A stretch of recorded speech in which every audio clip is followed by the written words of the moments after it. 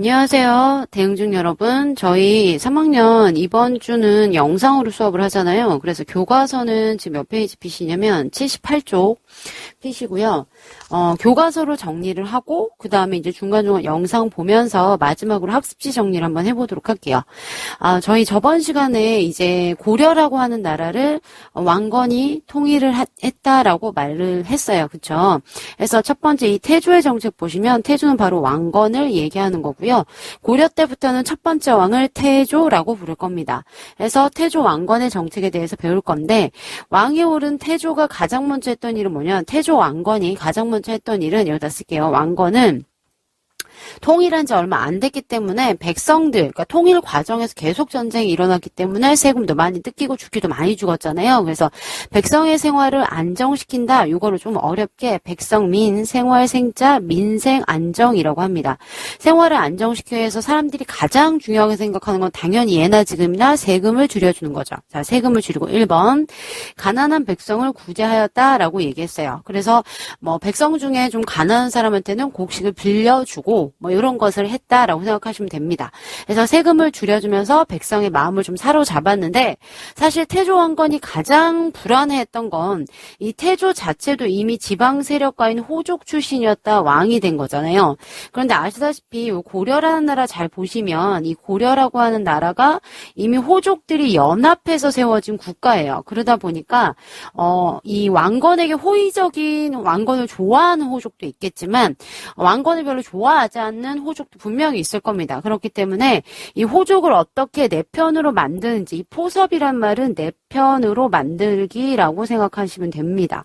호족을 내 편으로 만드는 방법은 두 가지예요. 우선은 호족을 내 편을 만들거나 아니면 호족을 감시해서 반란을 일으키지 않게 하거나 이 두 가지겠죠. 그래서 호족을 포섭하기 위한 노력 여기다 별표 칠게요. 자, 첫 번째는 유력한 호족의 딸과 혼인관계를 맺는다. 호족과 결혼하는 게 아니고요.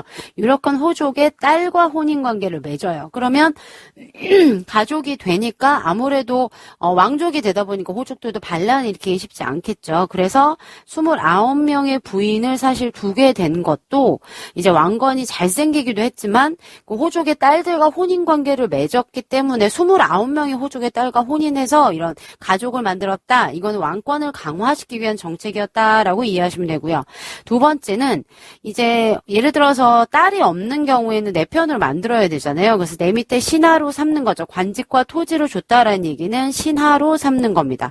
신하로 삼아서 너 내 편 해. 그러면 호조가 중앙에서 관리할 수 있어. 이거고요. 그 다음에 세 번째 호족 중에 힘이 셌던 사람한테는 왕시성을 내려줬습니다. 이 말은 무슨 말이냐. 왕과 같은 성씨를 사용하면 당연히 가족이 되잖아요. 그러니까 혼인이라고 하는 방법도 있었지만 예를 들어서 딸이 없는 호족 같은 경우에는 왕시성을 하사, 이 왕시성 하사라고 쓰세요. 그래서 같은 성을 가지게 되는 거죠. 해서 성을 준다 해서 사성정책이라고도 불러요. 자, 이렇게 써놓으시고요. 자, 호족을 포섭하기 위한 정책 세 가지 배웠어요. 첫 번째는 호족의 딸들과 혼인관계를 맺어서 가족이 되거나 호족에게 왕시성을 주거나 아니면 호족을 자신의 신하로 삼아서 관직이나 토지를 줘서 잘 한번 내 편을 만드는 방법이 있었고요. 그런데 말을 안 듣는 호족 같은 경우에는 견제해야겠죠. 그래서 호족을 견제하는 정책을 한번 보도록 할게요. 호족을 견제하는 첫 번째 정책은 바로 사심관입니다. 무슨 말이냐면 옆에 보시면 사심관 제도에 대한 설명이 있는데 호족이나 공신이라는 건 공에 있는 신하를 얘기해요. 다시 말하면 호족이나 공신 중에서 그 왕건과 같은 아까 말했잖아. 호족을 자신의 관리로 삼았다라고 얘기를 했잖아요. 그러니까 왕건이 자기 편으로 만든 신하가 있을 거예요. 자기 편으로 만든 신하 역시 호족이었을 거니까 얘네를 사심관으로 삼아요. 그러니까 사적인 마음을 가진 관리다라고 사심관으로 삼아서 이 자기 편이 된 이 호족, 이제 사심관이라고 해서 관리가 된 거죠. 그들의 출신 지역을 다스리게 하는 건데 예를 들어서 출신 지역이 있어요. 출신 지역이. 그러면 출신 지역이 예를 들어서 지금 여기 있는 시흥이라고 해봐. 그럼 시흥에도 호족이 되게 많았겠죠. 호족 10개의 가문이 있다고 쳐보죠. 그럼 그 중에서 시흥 중에서 가장 힘이 힘이 셌던 한 개의 가문이 있었어. 이 가문을 왕건이 자기 편으로 만들었어요. 자기 편으로. 그러면 얘를 갖다가 자기 편이 된 애를 사심관으로 이 자기 출신 지역 여기 시흥에 파견해서 나머지 9개의 가문을 감시하도록 하는 겁니다. 왜냐하면 그 지역에 대해서 가장 잘 아는 사람은 그 지역 출신의 관리일 테니까요. 그래서 사심관 제도가 있고요. 자, 두 번째 도라고 하는 거는 그러니까 그 지역의 호족을 감시하기 위해서 같은 출신의 관리를 파견한 게 사심관. 그 다음에 개인제도는 인질로 삼았다라는 뜻입니다. 인질로 삼는다라고 하는 제도고요. 옆에 보시면 호족의 자제, 그러니까 아들을 수도인 개경에 머물게 하면서 출신 지역, 다시 말하면 이제 그 호족의 아들을 한 명씩 보내라고요. 수도로. 교육시킨다는 목적으로 보내라고 하죠. 호족들 입장에서도 보내긴 싫지만 시골에 있는 것보다는 수도인 개경에 있는 게 훨씬 더 배울 게 많을 테니까요. 그래서 출신 지역의 일에 자문을 구하면서 이들을 볼모로 삼아 견제한 제도다. 무슨 말이냐? 호족의 아들을 인질로 삼는 게 기인제도인데 호족의 아들을 개경에 머무르게 하면서 여기 왕이 있는 곳이잖아요. 왕건이. 그러니까 호족이 말을 안 듣는 경우에는 아들을 죽여버리겠다라고 해서 인질로 삼아서 호족을 견제했던 게 바로 이 기인제도다라고 생각하시면 될 것 같습니다. 그래서 호족 세력을 포섭하기도 하고 견제를 통해서 왕권을 강화시키려고 했다라고 이해하시면 되고요. 자, 어느 정도 호족 세력도 안정화되고 민생도 안정화되다 보니까 태조도 왕이다 보니까 왕권을 강화시키는데 가장 중요한 건 바로 영토 확장입니다. 고려 자체가 이미 고구려를 계승했기 때문에 고려라고 했기 때문에 고구려의 옛 땅을 되찾기 위해서 북진 정책을 추진한다라는 데 별표 칠게요. 무슨 말이냐면 이렇게 보시면 여기 고려 있고요. 발해가 멸망해서 위에는 거란이라고 하는 민족이 발해를 멸망시키고 차지했잖아요. 그런데 고려 자체가 고구려를 계승했기 때문에 고구려의 영토를 되찾는 게 꿈입니다. 그래서 북쪽으로 영토를 북쪽이죠. 확장하는 걸 북진정책이라고 할 거고요. 북진정책을 추진하다 보면 당연히 위에는 누구랑 부딪힐 수밖에 없어요. 바로 거란과 부딪힐 수밖에 없습니다. 그래서 거란을 굉장히 적대시하고요. 실제로 거란에서는 고려가 세워지고 나서 발해를 멸망시킨 거란이 고려와 잘 지내보기 위해서 막 낙타 같은 거 선물해요. 근데 태조왕건이 낙타 다 굶겨 죽여서 뼈채 돌려보냅니다. 그래서 거란과는 친하게 지내지 않겠다. 왜? 영토 확장을 해야 되니까요. 두 번째는 아까 말씀드린 것처럼 거란을 적대시하면서 거란과 전쟁을 자주 해야 되기 때문에 이 수도인 개경은 거리가 조금 있어요. 자, 여러분 교과서 몇 페이지를 보시냐면 80페이지를 보시면 자 80페이지 보시면 여기 개경이라고 나와있죠. 여기가 수도잖아요. 이렇게 요 표시. 그런데 개경이 있는데 개경에서 여기 지금 국경이 여기까지 이제 나중에 늘어날 건데 너무 멀어요. 그래서 영토를 확장하기 위해서 제2의 수도 바로 여기입니다.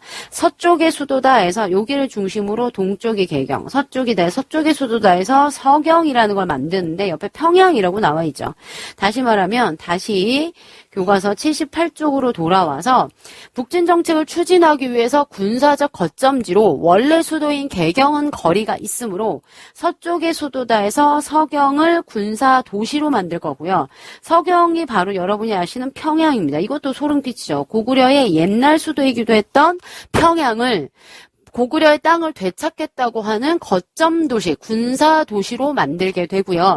가장 좋은 군대와 가장 좋은 물자가 모두 다 서경으로 배치될 겁니다. 그러면 서경에 있는 호족이나 서경의 세력들이 강해질 수밖에 없다라고 이해하시면 되겠죠. 그래서 북진정책 보시면 고구려 수도였던 서경을 중시했다. 1번 북진정책의 방향, 전진기지로 삼았다. 군사도시로 삼았다라는 얘기고요. 여기에 발해 유민을 서북지방에 거주하게 했으며 거란을 거란을 싫어했다는 얘기입니다. 그 다음에 결국은 영토를 확장해서 청천강에서 영흥만 조금 더 영토를 확장시킨 겁니다. 그래서 청천강이 예전에 이제 의지문덕에 있었던 살수이기도 하죠. 그래서 청천강까지 영토를 확장했다라는 걸 알 수가 있습니다. 그러면 태조왕건은 영토도 확장시키고 호족 세력도 견제하면서 어느 정도 내 편으로 호족을 만들기도 했고 백성들한테 세금도 깎아줬어요. 그런데 얘도 나이가 들면 죽기 때문에 후대 왕에게 남긴 요 글이 있습니다. 이거를 유훈으로 요구한 10가지 조항입니다. 후대 왕한테 훈요 10조라고 해서 10가지 조항을 후대 왕들한테 이렇게 걱정이 되니까 왕건이 남긴 거고요. 자, 거기에 보시면 여러 사상들이 있는데, 자, 요 내용을 한번 저희가 자료를 통해서 한번 이해해 보도록 할게요. 자, 태조의 훈요 10조라고 하는 조항, 유훈으로 남긴 유언장 10개 조항이라고 생각하시면 됩니다. 자, 우선 불교의 힘으로 나라를 세웠으니까 사찰, 절이죠.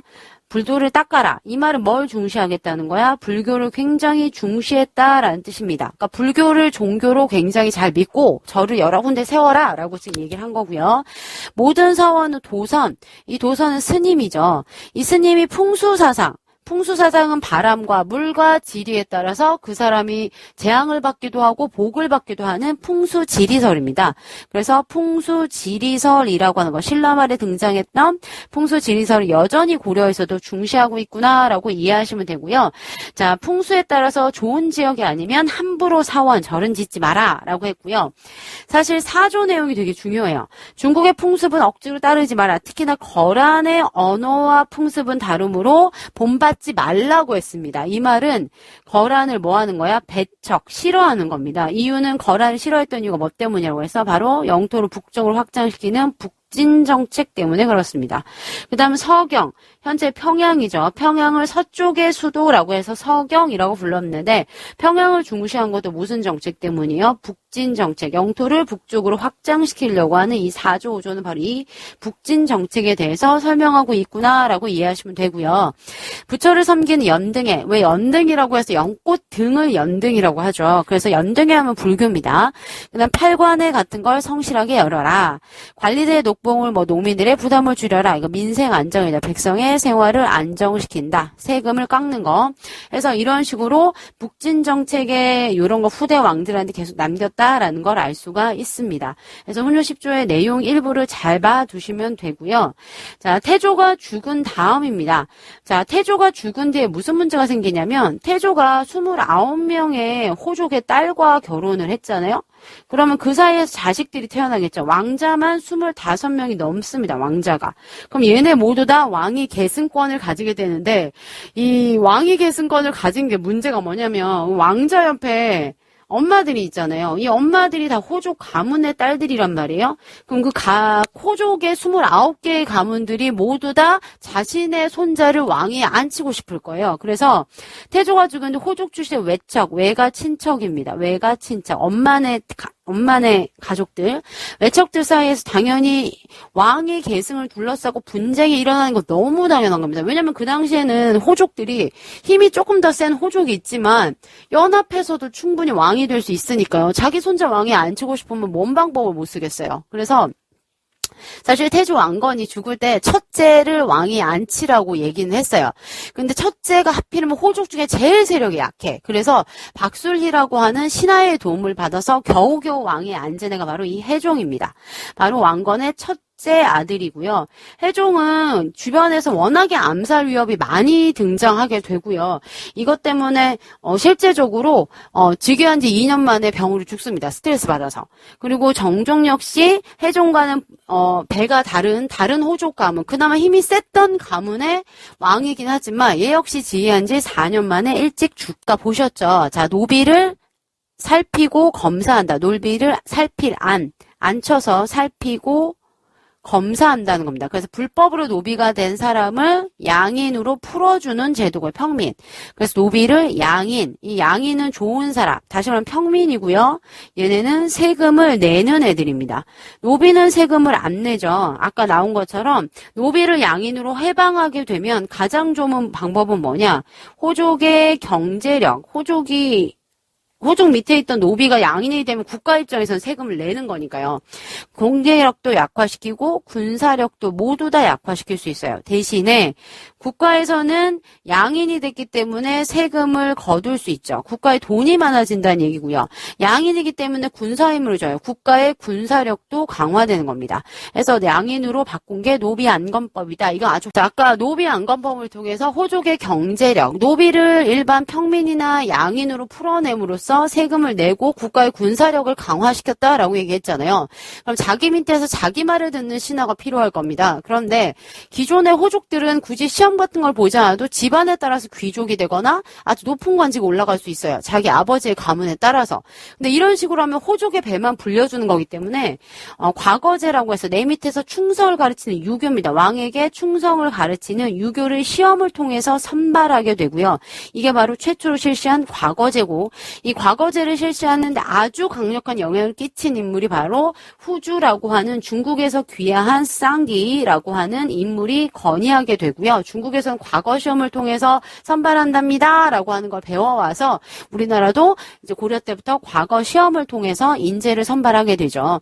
당연히 과거제는 왕이 마지막에 면접 시험을 보기 때문에 과거 시험을 합격한 신하들은 모두 다 왕에게 충성을 할 수밖에 없습니다. 왜냐하면 왕이 뽑아줬으니까. 그래서 인재를 선발해서 왕권을 강화시켰고요. 공복, 왕의 신하인 옷 색깔을 정해서 관리의 위기질서로 삼았다라고 했고요.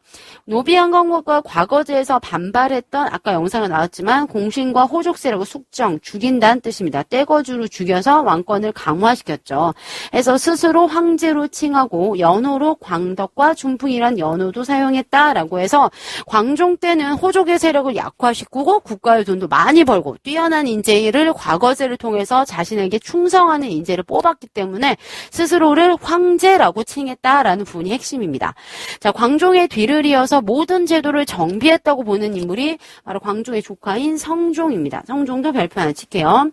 자, 중앙집권, 왕권을 강화시키는 중앙으로 권력을 강화시켰다라고 지금 나와 있고요. 성종 옆에는 베스트 파트너가 있습니다. 바로 최승로라고 불린 인물 별표 칠게요. 아주 브레인이고요. 좀 이따 영상을 통해서 보시겠지만 광종 때는 그렇게 빛을 발하지 못했지만 성종 때 빛을 발하게 되는데 최승로가 왕에게 얘기합니다. 시급하게 반드시 왕께서 하셔야 될 일이 있습니다. 시무, 시급한 일이라고 하는 거고요. 시급한 일 28개 조항을 올려요. 이 28개 조항을 다 외우실 필요는 없지만 성종 때 최승로가 올린 시무 28조라고 하는 조항을 통해서 당시 성종이 어떤 식으로 나라를 다스렸는지를 알 수 있습니다. 좀 이따 영상 나오면 영상에서 설명하는 부분을 조금 더 자세히 여기 성종과 시무 28조 내용에 체크해 놓으셨으면 좋겠습니다. 자, 유교를 정치사상 이념으로 삼았다. 다시 말하면 불교는 일종의 종교고요. 유교는 나라를 다스리는 겁니다. 왕에게 충성하고 부모에게 효도하는 유교를 통치 이념으로 삼은 것도 최승로 때고요. 중앙에 아주 중요한 관제도 정비했고요. 그다음 불교나 토착신앙의 행사는 억제했습니다. 그러니까 너무 많은데 불교 행사하고 하는데 너무 재정 낭비하지 마라라고 했고요.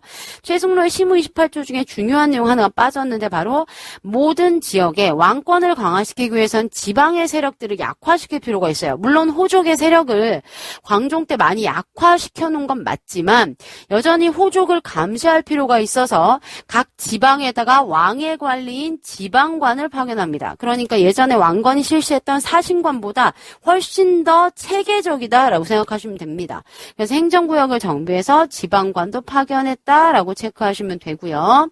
자, 시무 28조의 내용을 보시면 백성 집집마다 수령, 여기 지방관을 파견하세요라고 하는 겁니다. 세금도 걷고 왕권도 강화시키게 해줬죠. 자, 연등의 8관에 줄이십시오. 다시 말하면 불교 행사 억제하라는 얘기입니다. 이거 영상이 좀 있으면 나오니까 좀 더 추가로 하세요. 불교를 믿는 건 자신을 수행하는 겁니다. 유교는 나라를 다스리는 근본입니다. 자신을 수행한 건 내세, 죽은 후에 복을 구하는 거지만 죽은 후 나라를 다스린 건 오늘의 급한 일입니다. 그러니까 유교를 통치 이념으로 나라를 다스리는 유교가 최고다라고 지금 설명을 하고 있는 거죠. 그래서 자료 1번 여기 옆에 보시면 요거죠. 자료 1번 훈요 10조에서 북진정책은 4조, 5조. 민생안정정책은 마지막 조항인 9조, 문화정책은 불교나 이런 거니까 2조, 1조, 2조, 6조겠죠. 1, 2, 6조. 1, 2, 6조. 자, 자료 2번 보시면 광종의 노비양건법 별표 5개라고 말씀을 드렸습니다. 노비가 아니었는데 노비가 된 억울한 사람을 양인으로 돌아가게 해라 라고 지금 나와 있고요. 시행한 목적은 호족의 경제력, 군사력 약화, 대신에 왕권을 강화시키는 게 목적이었다. 또한 빛날 광의 광종입니다. 광종은 반드시 외우셔야 되고요. 자, 광종은요, 가장 먼저 하고자 했던 건 바로 왕권 강화입니다. 왕권을 가장 강력하게 강화시키는 게 핵심이었어요. 그러려면 누구의 세력을 약화시켜야 하냐? 바로 지방 세력인 호족의 세력을 약화시켜야 됩니다. 왕권 자체도 호족이었지만 이 호족의 세력을 약화시키기 위해서 어떤 방법을 취했냐? 이 호족들이 도대체 어떻게 그렇게 많은 땅과 노비들이 있을까? 그리고 이 노비와 군사를 갖고 있을까? 봤더니만 호족에게는 너무 많은 노비가 있습니다. 그런데 이 노비가 처음부터 있었던 게 아니라 사실 후삼국을 통일하는 과정에서 일반 평민들을 잡아다가 노비로 만든 경우가 꽤 많았다고 해요. 그래서 광종이 뭐라고 얘기를 하냐면, 자, 호족들이 갖고 있는 노비가 과연 옛날부터 노비였는지 아니면 평민이었다가 전쟁 중에 억울하게 붙잡혀서 노비가 된 건지 검사를 좀 해야겠다라고 합니다. 그게 바로 가장 유명한 노비를 앉혀서 살피면서 검사한 데서 무슨 법이냐면 노비 안검법 반드시 외우셔야 되고요. 호족의 노비들을 모두 다 평민으로 풀어주는 제도입니다. 그러면 노비 입장에서 억울하게 노비가 됐다고 하지 처음부터 노비였다고 얘기하지 않죠. 그래야 평민으로 풀어줄 수 있으니까요. 평민이 되면 자유를 얻게 되잖아요. 그런데 평민이 되면 뭘 내요? 세금을 내기 때문에 왕 입장에서는 국가에 돈이 많아집니다. 국가 재정이 늘어나요. 그러니까 자연스럽게 왕의 권력도 강화되겠죠. 대신에 노비가 많게 되면 세금을 안 내고요. 이 노비가 바로 호족의 재산이 될 거고요. 때에 따라서 군사도 될 겁니다. 그래서 노비안건법이 실시되면 가장 중요한 건 바로 뭐냐? 호족의 경제력과 플러스 군사력을 동시에 약화시킬 수 있다는 거죠. 그러니까 평민을 만들면서 왕의 군대와 왕의 돈은 많아지고 호족의 경제력과 군사력은 약화시키는 방법이 바로 이 노비 안건법입니다. 그 다음에 두 번째 제도가 또 중요한데요. 자, 아까 말씀드린 것처럼 광종은 호족의 세력을 약화시키면서 호족 대신에 자신에게 충성하는 신하를 뽑고 싶었습니다. 그러려면 바로 충성한다는 걸 알 수 있는 유교, 왕에게 충성한 거죠. 유교 경전을 통해서 시험을 보고 싶었어요. 물론 신라 말 때도 독서 상품과라는 게 있었지만 이 시험을 조금 더 보완하기 위해서 당시 중국의 후주 출신이었던 샹기라고 불리는 애를 관리로 뽑아서 쌍기를 통해서 만든 제도, 바로 중국의 제도를 받아들이게 제도. 과거 시험입니다. 여러분이 너무 많이 아시는 과거제를 실시해서 왕에게 충성하는 최고의 인재를 뽑기 시작합니다. 그래서 이걸 기반으로 광종은 왕권이 어느 정도 안정화되자 약 자기한테 이래라 저래라 하는 세 번째 호족 세력을 떼거주로 죽이는 걸 저희는 숙청이라고 합니다. 떼거주로 죽이게 되고요. 이걸 기반으로 왕권이 강해지자 광종은 스스로를 황제라고 칭하면서 황제만이 쓰는 연호를 쓰기 시작합니다. 뭘 쓴다고요? 연호. 해당 연도의 이름을 쓰는 거고요. 대표적인 연호가 광종 때 덕이 있다. 광덕, 그 다음에 준수한 바람, 준풍과 같은 연호를 사용하기도 시작합니다. 그래서 이렇게 연호를 사용했다라는 부분을 아시면 좋을 것 같고요. 저희가 조금 그림으로 보자면 이렇게 나와 있죠. 자, 광종이라고 나와 있고요. 고려의 왕권 강화, 호족 세력을 억압하고 노비안건법을 실시하였다. 또 과거제를 도입하였고 관리의 복색도 제정하였다라고 나와 있습니다. 역사의 네 장면이고요. 자, 광덕 왕응 이꼬르 황제라고 했다. 광덕. 노비안건법 엄청 중요하다고 했죠. 노비 is free. 노비는 자유예요. 노비를 일반 평민으로 풀어주는 제도라고 말씀을 드렸어요. 그 다음에 충성하는 신하를 뽑기에 무슨 제도 실시했다? 과거제도 실시했다. 자, 중국인 샹기가 도입했다라고 했고요. 관복도 이렇게 제정했다라고 하는 역사 만화 4컷으로 광종의 역할을 알 수 있고요. 자, 광종의 뒤를 이어서 등장한 왕이 바로 성종입니다. 가장 전성기 때 붙이는 왕들을 저희는 성종이라고 하죠. 자, 성종 같은 경우는 굉장히 똑똑했던 인물이고요. 옆에 충성스러운 신하가 있었습니다. 바로 최승로라고 하는 신하고요. 자, 최승로는요, 왕에게 시급하게 올리는 문서를 시무라고 하고, 28조에 해당되는, 그러니까 1부터 28조 조항을 엄청 올렸는데, 이 시무 28조의 핵심은 이겁니다. 뭐를 통치 이념을 삼아라. 전하, 유교라고 하는 거, 왕에게 충성하고 부모에게 효도하는 유교를 나라를 다스리는 통치 이념으로 삼으세요라고 주장하는 거고요. 유교에 기반해서 세금을 따박따박 걷기 위해서는 지방에 관리를 파견하소서라고 하는 지방관을 파견해 달라고 합니다. 그러려면 뭐가 잡혀야 되냐면 각 지방의 행정구역도 요때 마련이 됐을 확률이 높겠죠. 그래서 무슨 중앙 조직이라든가 이런 거 모두 다 성종이 만들게 되고요. 그래서 성종 때 어느 정도 나라가 안정화되었다라는 부분까지 여러분이 배우셨을 거예요. 그래서 역사 네컷 만화로 한번 보자면 자, 뒤에 보시면 이렇게 성종이 나와 있고요. 핵심이 바로 유교 정치라고 나와 있습니다. 자, 최승로라고 하는 똑똑한 인물을 통해서 시무 28조를 수용하고 중앙과 지방의 통치 제재를 정비하였다. 국자감 바로 학교입니다. 학교. 현재 대학교에 해당되는 거고요. 국자감을 설치하였고 거란도 물리치고 압록강 동쪽에 6개의 주도 확보하였다. 그러니까 영토도 확장하였다. 이건 이제 나중에 대학하게 되면 배우시게 될 거고요. 자, 최승로의 시무 28조라고 나와 있습니다. 중앙통치체제, 왕을 중심으로 이런 제도 조금 있다가 두 번째 영상에서 배우게 되는 부분이죠. 2호 예방현공이라고 나와 있죠. 국자감, 성종 때의 종합대학이었던 감작국, 저는 이렇게 외웠습니다. 자, 거란도 물리치고 압록강 동쪽, 이거 서희라고 불리는 아주 유명한 인물이 땅을 피 한 번 흘리지 않고 압록강 동쪽의 6개 지역을 확보하게 되죠. 이게 모두 다 어느 왕 때다, 성종 때다 해서 역사 4컷 만화로 저희는 설명을 간단하게 해봤고요.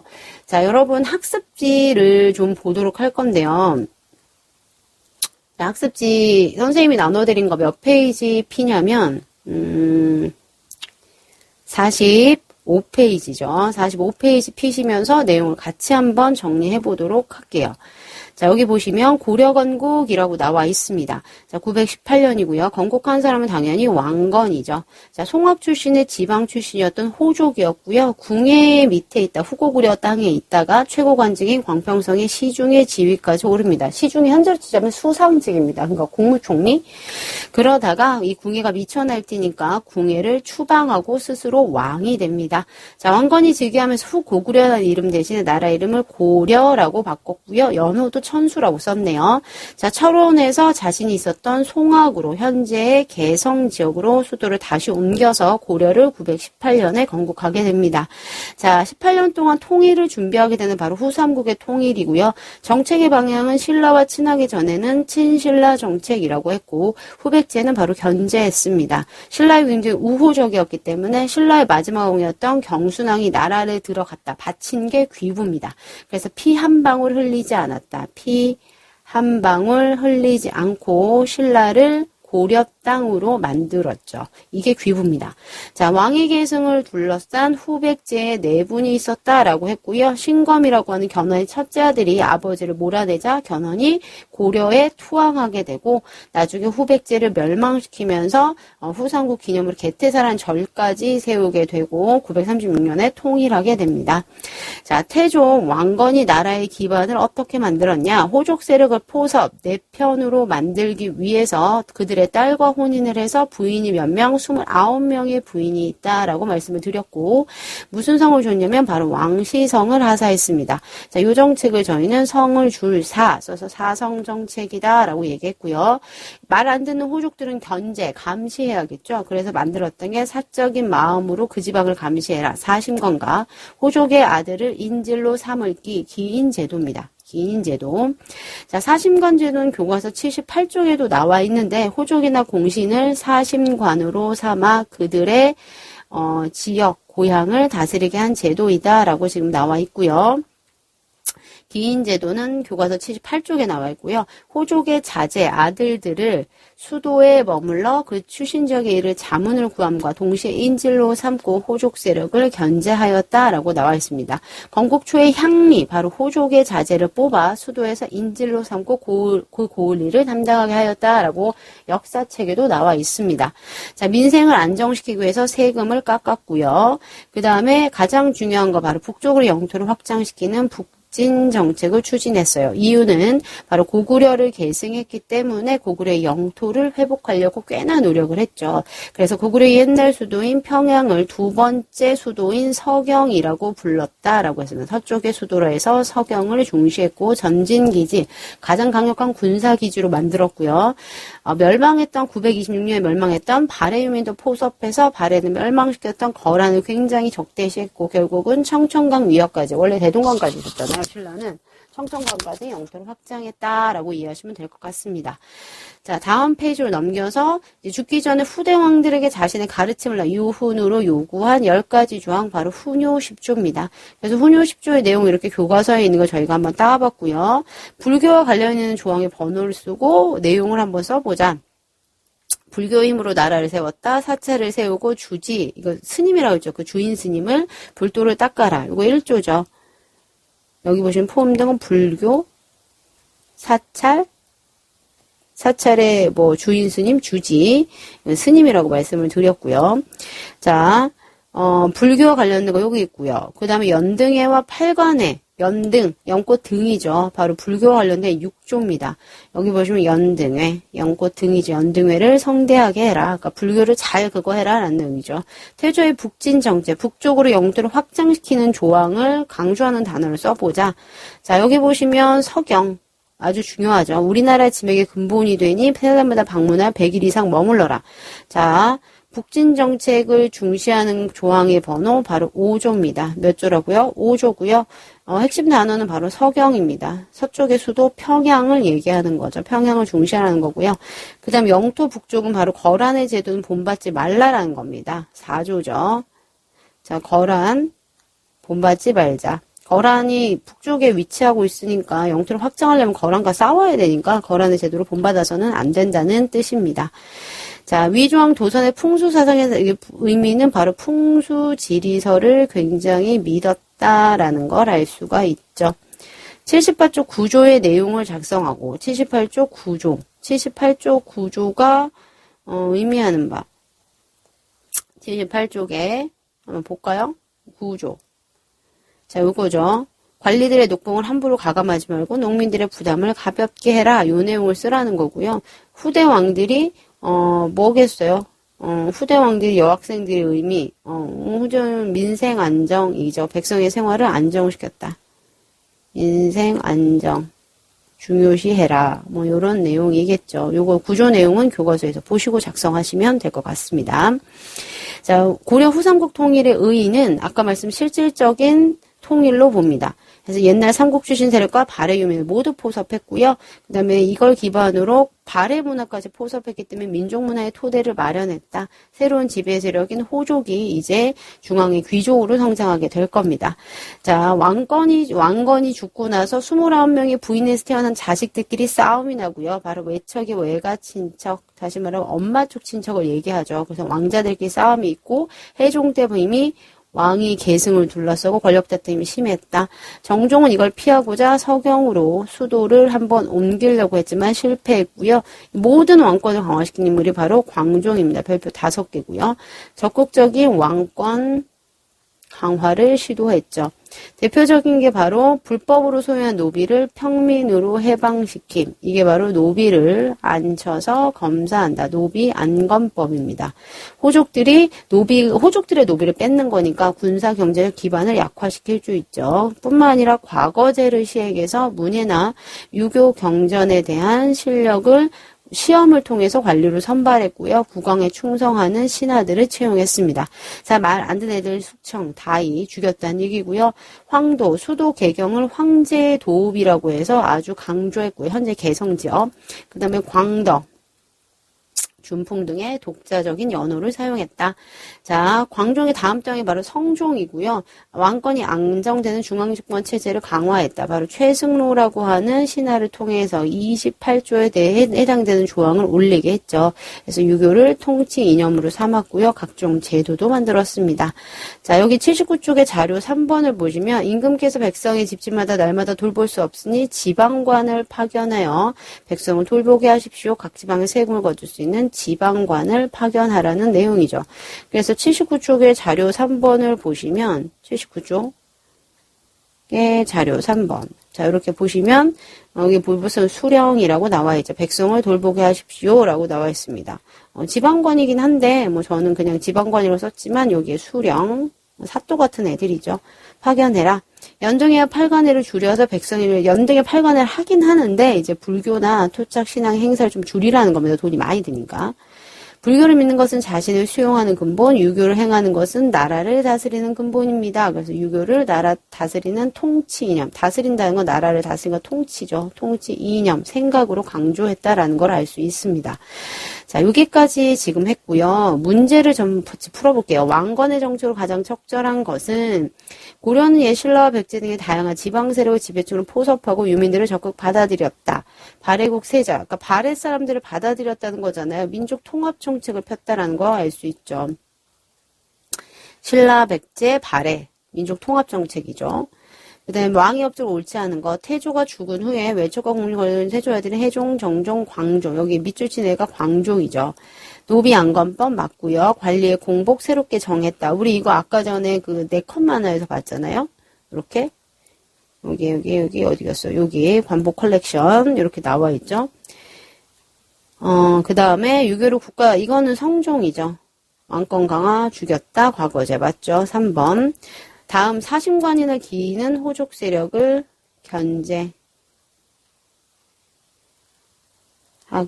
위해서 가왕의 정체, 통치체제 정비, 최승로, 시무 28조 바로 성종입니다. 성종과 유력한 혼인관계, 이거는 왕건이죠. 이거 왕건, 왕시성, 연등의 8관의 행사 중시, 왕건입니다. 최승로 때는 이걸 좀 억제하라고 했고요. 12목, 행정구역, 중요한 길목, 왜 우리 돈이 잘 되는 데가 목이 좋다고 하잖아요. 이 목이라는 단어가 고려 때 나온 건데 지방의 가장 길목이 되는 거 12곳의 관리를 파견한다. 이겁니다. 지방관 파견과 관련된 설명이고요. 이 행정구역이 12목이거든요. 쌍기 바로 광종에 대한 설명이죠. 정답은 4번. 자, 그 다음에 통치 조직을 정비할 건데, 요거는 이제